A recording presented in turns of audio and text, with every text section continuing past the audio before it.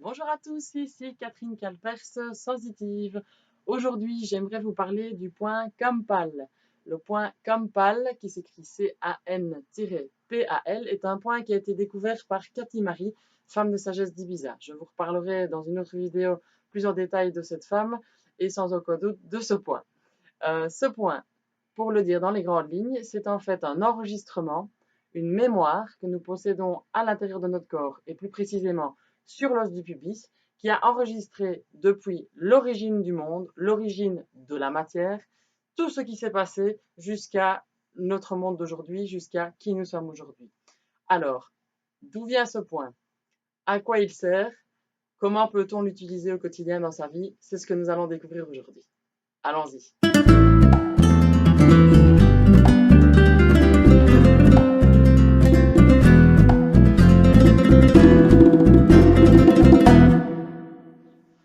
Alors, je vous l'ai dit, le point Compal, c'est un enregistrement de tout ce qui s'est passé depuis la création de la matière jusqu'à vous aujourd'hui. Cet enregistrement est situé ici sur l'os du pubis. Donc, c'est un point énergétique particulier. Ce n'est pas un point énergétique qui bouge comme vous le connaissez sans doute comme les chakras. Ce n'est pas un point qui peut être bloqué, débloqué, plus ou moins bien positionné, etc. On n'est pas du tout à cet endroit-là. C'est un point énergétique qui a enregistré. Donc, à l'image un peu d'un ordinateur, d'une mémoire d'ordinateur simple, il a enregistré tous les événements qui se sont produits depuis l'origine de la création de la matière jusqu'à nous aujourd'hui. C'est-à-dire, l'origine, on pourrait parler du Big Bang pour démarrer, pour commencer, depuis l'origine du Big Bang, et puis la création des galaxies, la création des systèmes solaires, la création des planètes, de notre Terre, la création de la vie sur Terre, l'évolution de la vie sur Terre dans la matière, jusqu'à arriver à l'homme, jusqu'à arriver à vous aujourd'hui. Et donc ce point, en fait, contient toute l'information de ce qui s'est produit et de comment a évolué la matière, si on peut dire. Et donc c'est une ligne qui, depuis l'origine, on pourrait dire du Big Bang pour se donner une référence mentale prenable humainement, mais pour moi, l'origine remonte à bien plus loin que ça. Mais depuis l'origine, on pourrait dire du Big Bang, jusqu'à vous aujourd'hui, c'est une ligne physique de matière qui passe par l'ADN et qui n'a jamais été rompue. Elle n'a jamais été coupée. Et donc, c'est un point qui donne accès, en fait, à toute cette information sur vous, sur votre vie, sur qui vous êtes, sur comment la vie s'est créée ici sur cette planète, sur tout ce qui s'est passé avant. Et donc, on a tous en nous, tous les êtres vivants, cette capacité à se connecter à ce point et à obtenir des informations qu'il contient.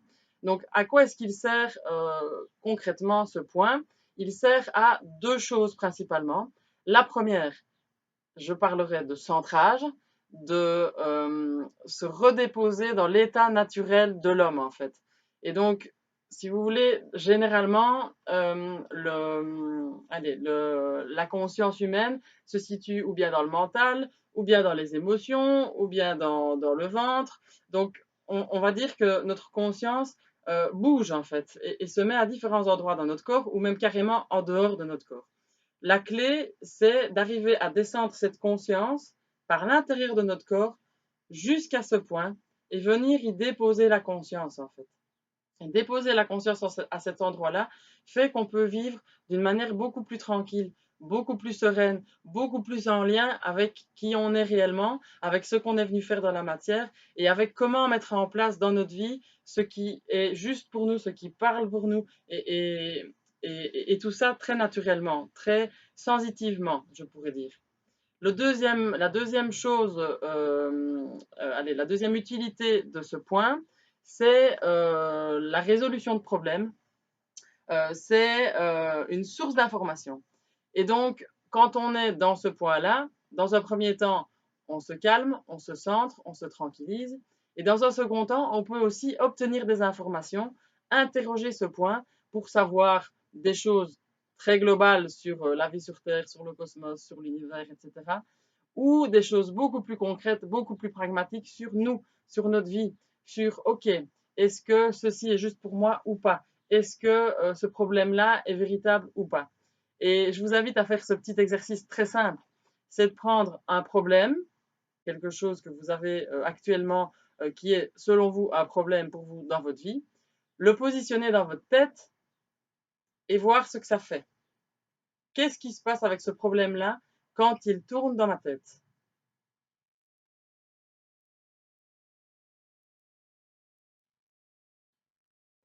Ensuite, je descends ce problème dans le cœur, dans l'émotionnel du cœur, dans le plexus, dans cette zone. Et je laisse parler le problème à l'intérieur de cette zone. Ok, mon problème à l'intérieur de cette zone, qu'est-ce qu'il me dit? Et j'écoute la réponse, intérieurement, tranquillement. Et puis je prends ce problème, je le descends dans le ventre. Certains parleront du hara. Donc dans cette zone du ventre, ok, j'écoute le problème dans la zone du ventre. Comment est-ce qu'il se traduit? Qu'est-ce qu'il me dit?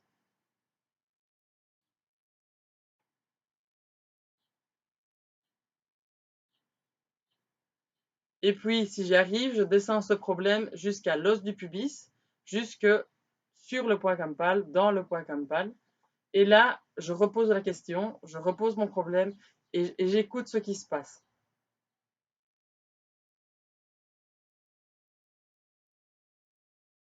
Et la conclusion de ce petit chemin, en fait, va certainement vous sauter aux yeux. Peut-être pas immédiatement, mais peut-être je vous encourage à le refaire de façon plus posée sans cette vidéo. Mais vous allez vous rendre compte que dans la tête, votre problème, généralement, ça part dans tous les sens. On a 1000 pistes de réflexion qui viennent en même temps.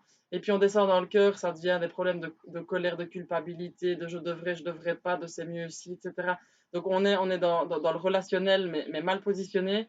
Dans le ventre, on peut avoir des grosses impulsions de colère, des grosses impulsions non contrôlées, en fait, comme parfois d'éclater le problème ou de le résoudre de façon violente. Et puis, quand on arrive dans le point campal, il se passe deux choses.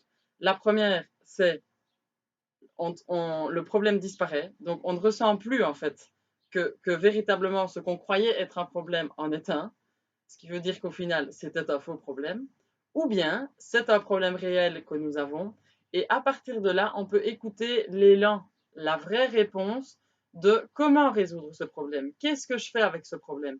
Quel est l'état intérieur que je dois développer pour résoudre ce problème? Ou quelles sont les actions que je dois mener pour résoudre ce problème? Et le point Campbell va vous donner ces informations-là. Évidemment, il faut les écouter et il faut être capable de développer son sentir, sa sensibilité pour être capable de décrypter ces informations-là. Donc, le fait de descendre dans ce point nous amène cet état de calme, cet état de tranquillité, cette ouverture, on va dire, et puis elle peut être exprimée dans le corps par différents symptômes, on va dire. On peut sentir l'énergie qui circule plus librement, on peut sentir qu'on respire mieux, on peut sentir qu'on est aligné. Enfin voilà, ce sont tout des matérialisations du fait qu'on est bien situé dans ce point. Et ce point, en fait, fait comme la synthèse de notre axe. Il fait la synthèse, effectivement, des différents chakras et il fait la synthèse des informations de la tête, du cœur, du ventre jusqu'en dessous. Et donc, tout ça s'aligne. Et à partir de ce point, on obtient une information beaucoup plus juste sur sa vie, sur qui on est et sur ce qu'on doit faire. Alors, comment s'est créé ce point? Ce point, en tout cas à l'intérieur de l'homme, se crée exactement au moment où le spermatozoïde fusionne avec l'ovule à l'intérieur du ventre de la mère. Donc, au moment précis où l'ovule et le spermatozoïde s'unissent, il y a, et c'est scientifiquement prouvé, un éclair de lumière à ce moment-là. Il y a une énergie particulière de vie qui jaillit et qui naît. Et c'est précisément à ce moment-là que se crée ce point campal dans la matière du corps physique humain.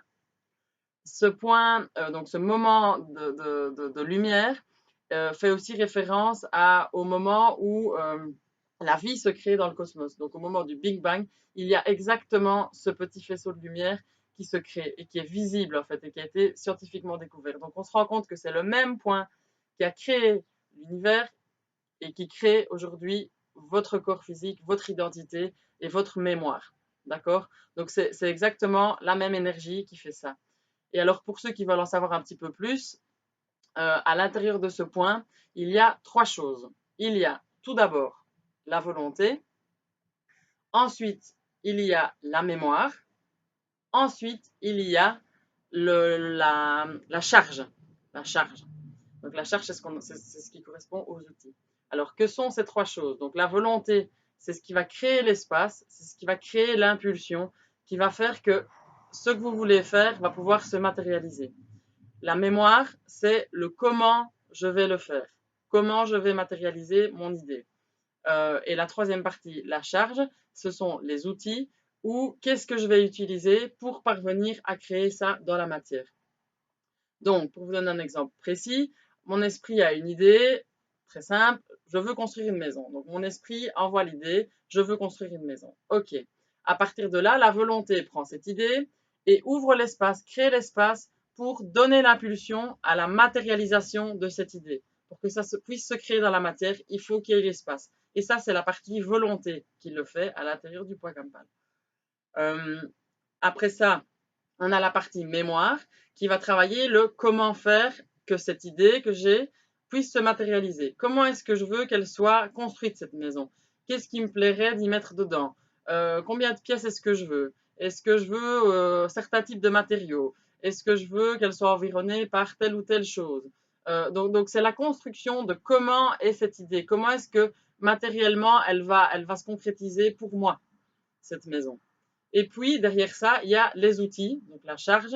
Et les outils, c'est les corps de métier qui vont être utiles pour construire la maison. C'est les différentes étapes si je veux la construire moi-même. Ok, je vais devoir commencer par faire une base solide, puis je vais monter les murs, etc., etc. Donc, ce sont les outils qui vont être utilisés pour faire ma maison. Et donc, tout ça doit fonctionner ensemble, depuis l'idée qui descend de l'esprit jusqu'à l'espace qui se crée pour que ça soit possible, jusqu'à savoir précisément comment on veut le faire, et puis pouvoir le mettre en place avec des outils très concrets. Donc tout ça doit fonctionner ensemble. Si à un moment donné, il y a un des éléments qui ne fonctionne pas suffisamment clairement, si l'idée de ma maison n'est pas assez claire, par exemple, je ne vais pas pouvoir la mettre en place, la volonté ne va pas dégager l'espace suffisant pour que ça se matérialise. Ou bien si j'ai les outils qui ne sont pas à disposition, donc je ne sais pas avec qui travailler, comment est-ce que je vais mettre en place ma maison, si je vais la faire moi-même ou si je vais faire appel à quelqu'un. Si les outils ne sont pas bien utilisés, alors le mécanisme ne fonctionne pas. Et quand le mécanisme ne fonctionne pas, qu'est-ce qui se passe? C'est que ça provoque une diminution de la volonté, ça provoque une inversion du schéma d'utilisation des outils, ça provoque tout un tas de répercussions. Je ne rentre pas dans le détail, mais c'est pour donner une idée globale un peu à ceux qui sont curieux de ce qu'il y a dans ce point. Donc ça donne tout un tas de déviances qu'on peut matérialiser par des angoisses, par la dépression, par de la colère, par de l'inertie, par un empêchement d'élan.